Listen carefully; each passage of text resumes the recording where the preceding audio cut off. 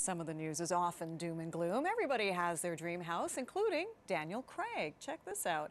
He starred in that 2011 suspense thriller of that name, Dream House, along with his wife, Rachel Weisz. In fact, I think that's where they fell in love, but that's a whole other story.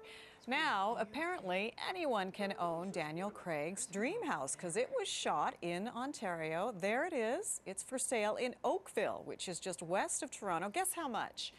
Yeah, $3.788 million. We wanted to find out a little bit more about this house and the luxury real estate market. Joining me now in studio is Christopher Invidiata. He's a member of the $1 Billion Club in the who's who of luxury real estate.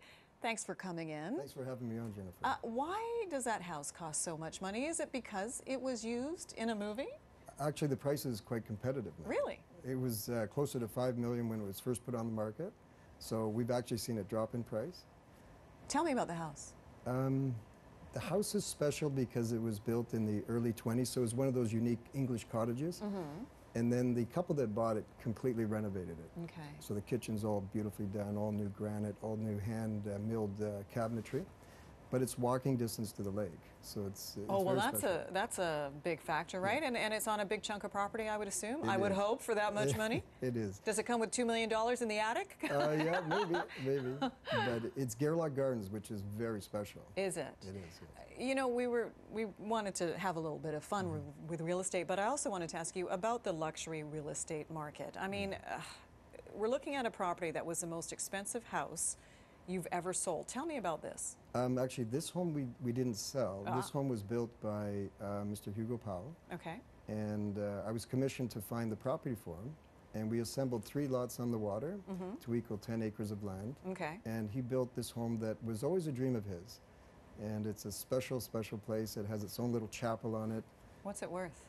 Oh, it would be north of $50 million. Really? Yes. My goodness me. Yeah. So talk about the luxury real estate market in Canada. Is it often at the mercy of the traditional highs and lows that we see, like we were talking with John Andrew about, or is it in its own little vacuum? No, the upper end of the market has its own perils when it comes to the economy. It's a luxury, like any other luxury item. You don't need it, it's a want. So when the market contracts or the economy gets questionable, the upper end of the market will come down in price.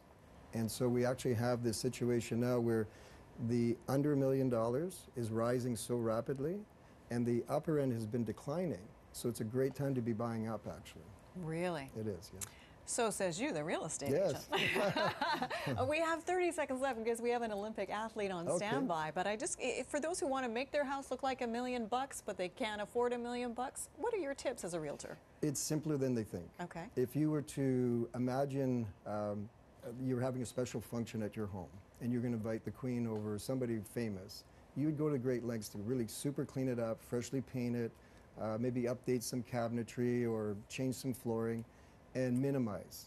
Homes are overcluttered. People don't realize what state their home is at. Sure. So if they go to that length of actually taking the time to just clean it all out and then reset it, they'll find it'll sell a lot better. Some great tips. Okay. Really appreciate your time. It's a pleasure. Thank you for coming in, Christopher Invidiata. Thank you.